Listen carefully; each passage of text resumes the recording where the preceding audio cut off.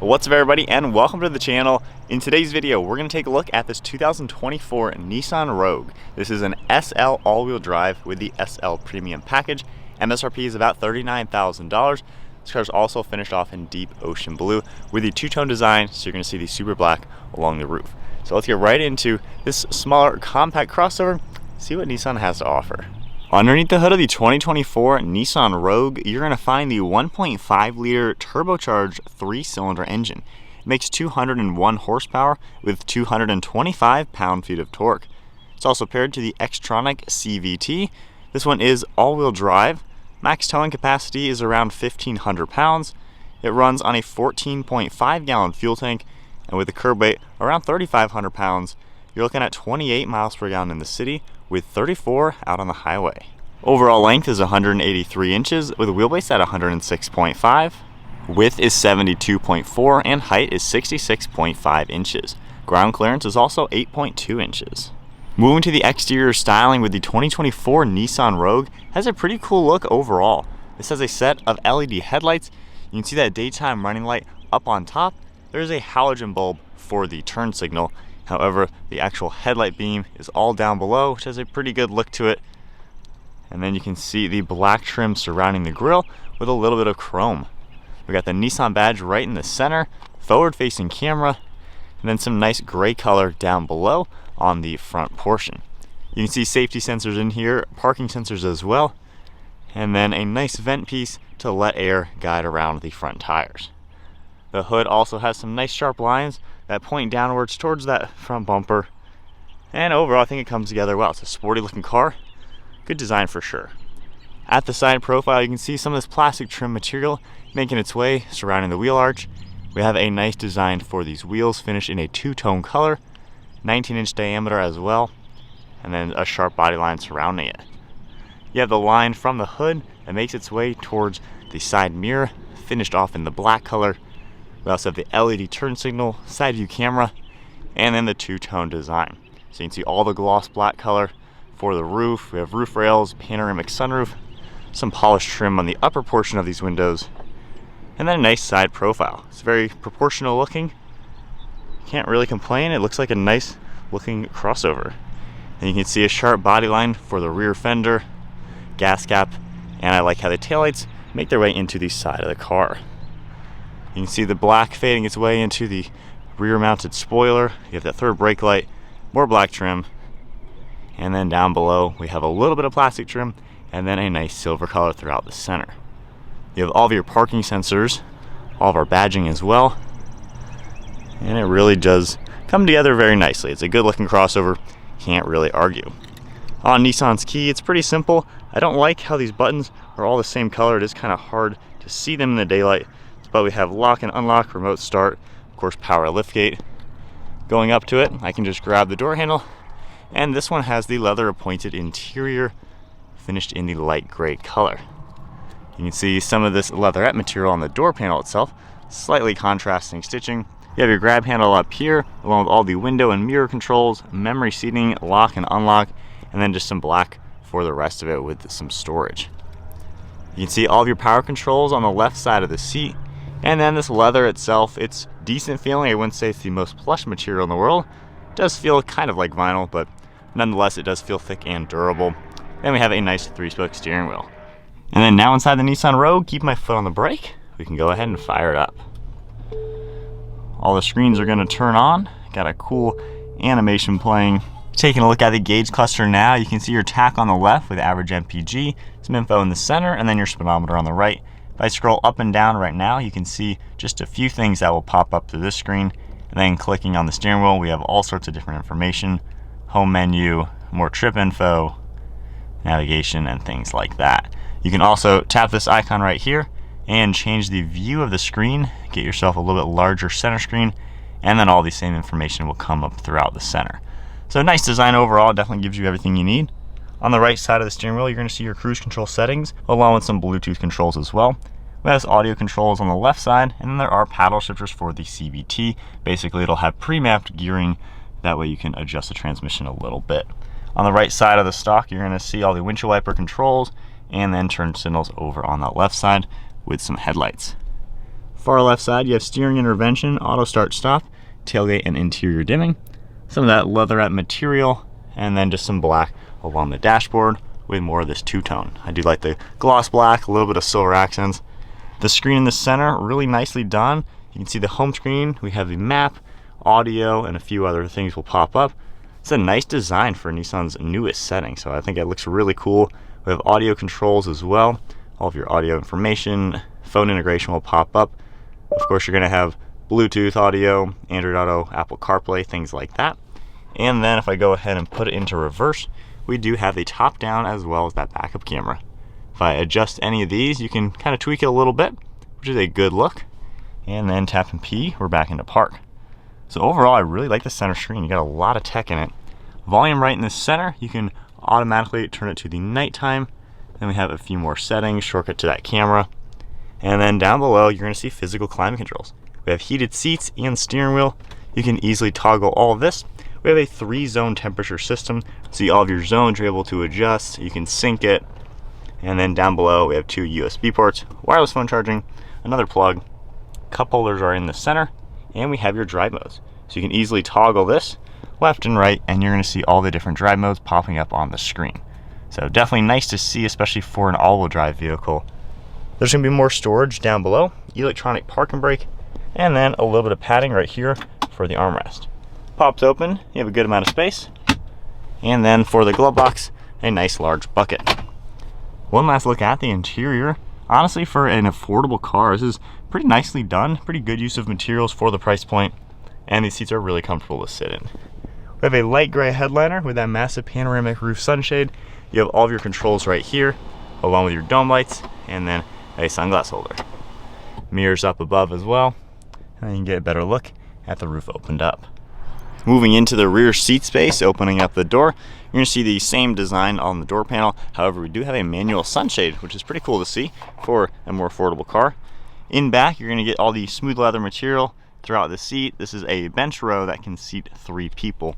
Right in the center, if we pull this down, you have a nice armrest along with 2 cup holders, and then we have your air vents and climate controls with 2 USB ports. You have a little bit of storage on the passenger seat. Then you can grab this and actually fold these seats nice and flat to maximize storage. So hopping into the back seat now, I'm 5'11". Sitting back here, I do have a couple inches of headroom, so it's actually pretty roomy. And with the driver's seat about at my height, I have a couple inches of knee room and foot room. I think my only complaint is the bases of these seats is very flat, so my legs just feel like they're sticking up in the air a little bit. Not really much support for the front part of your leg. It's decent. I'm sure just younger kids are gonna be back here who will probably have much shorter legs to where their legs won't be up in the air as much. So not bad. Again, it's not like an expensive luxury car or anything, so it's decent back here. I could honestly sit here for quite a while. It just feels like the bases are a little short for my height, but nonetheless definitely usable. Good amenities as well, nice light with a panoramic roof, so not too bad. Moving on to the storage now, there's the button right under here. You can just tap that once, it's gonna automatically pop open. And with the second row up, you can see just how much storage space you're gonna get in the back of the Rogue.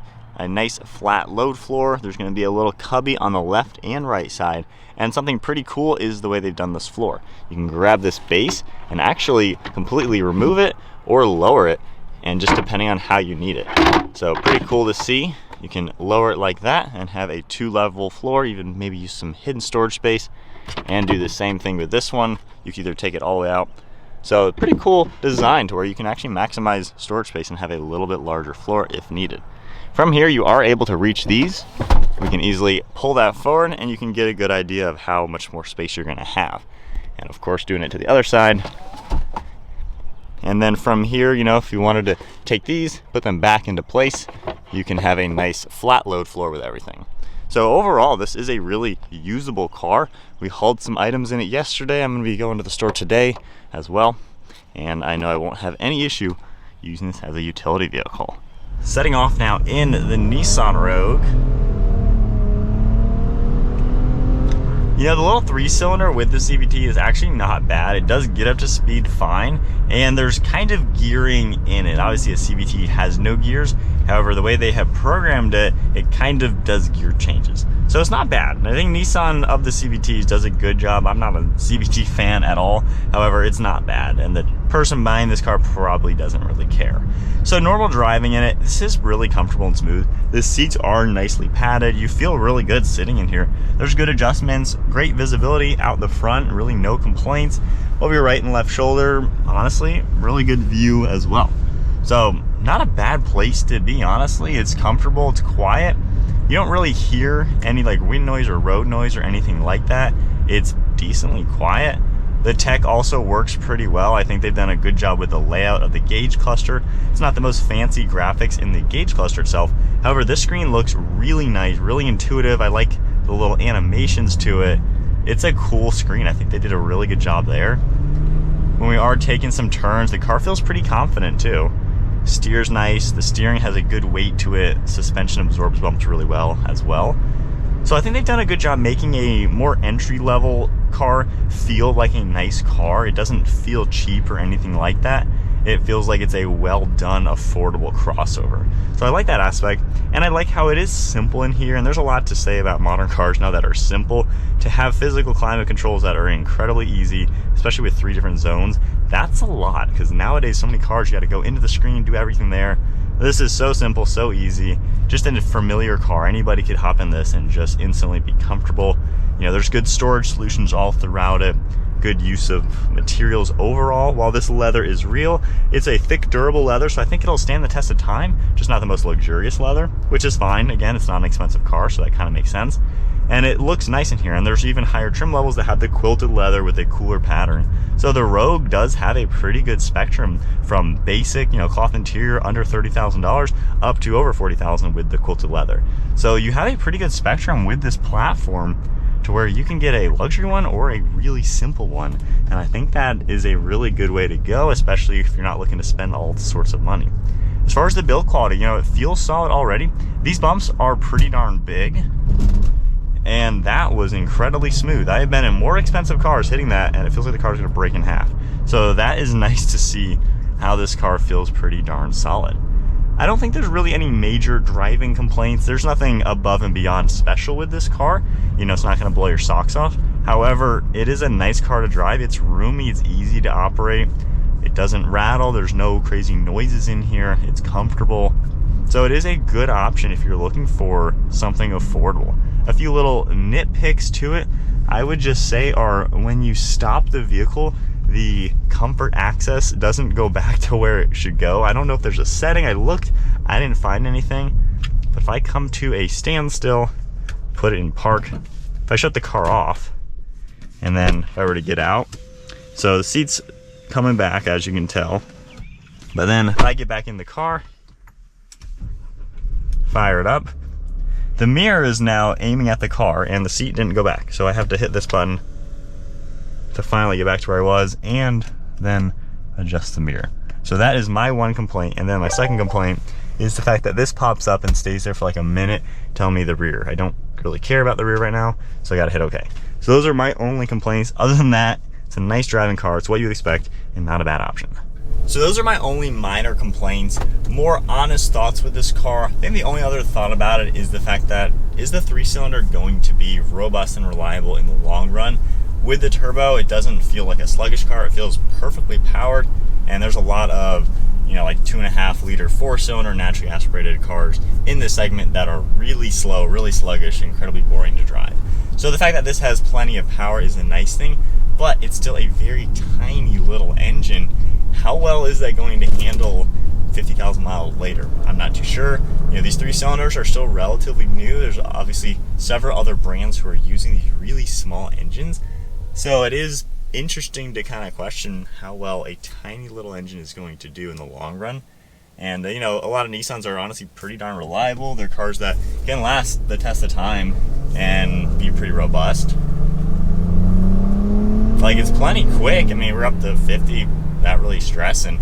So it doesn't feel like it's stressing, at least. And there's a lot of, you know, like I said, other bigger 4-cylinders that feel like they're stressing. So hopefully this engine isn't really getting that much stress put on it when you're driving it. Again, we'll have to see.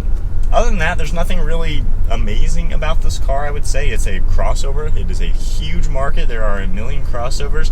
Every brand has multiple different sizes. Even some brands have the same sizes, just different bumpers on them. So this is a very competitive segment for the car industry and one of the most popular segments out there. It would take a lot to completely stand out, but I think Nissan certainly makes a good offering. It's not that expensive, especially if you get a more basic one. I mean, pretty cheap in today's world when the average price is well over $45,000. And then you can, of course, load this up and get one that's about $45,000. I don't think I would spend over $40,000 on a Rogue, just because, I mean, you can buy a used Audi or BMW that's hardly used for that kind of money. So I would obviously go that route, a nice premium used car.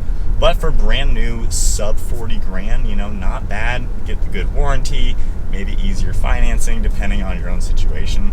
So it's a good option to go with. You know, I drove this half a tank so far. I've been averaging 35 miles per gallon, and I don't drive like a grandma. I, you know, floor it. I like to play with it and just, you know, kind of see what it can do in terms of performance. So I've been getting good gas mileage. I drove it 3 hours yesterday, and I was comfortable the whole time. And that says a lot about a car like this. It doesn't make you feel tired. I feel like I could drive this long distances. So if you're looking for maybe a more economy-focused car that does have the crossover sizing, honestly, this is something to take a look at, given you're going to get good gas mileage. It's not expensive. It has plenty of great tech. The cruise control works really well, and the lane keeping. They've made a lot of updates, I think, in the last 2 years. Previous years, I think, were way too all over the road, and they kind of drove me crazy. But this one, it stays in the lane. It doesn't bug you that often to put your hands on the wheel. So it can actually just kind of do its thing, as long as you're, of course, slightly paying attention. So I like that aspect to it. And overall, I could see this being a pretty good option for the more budget-focused person looking for something with good sizing and that actually is a nice car. There's a lot of inexpensive cars these days that are actually really cheap feeling and just not worth buying. This is something you can buy on a budget and actually enjoy your drive and just be in something comfortable and nice with good technology. So that is it then for the 2024 Nissan Rogue. Good trim level, kind of in the middle towards the upper trim of the lineup. I think you get a lot for the money, not a bad option. If you enjoyed the video, give it a thumbs up, hit that subscribe button, and stay tuned for plenty more content. I'll see you all in the next video.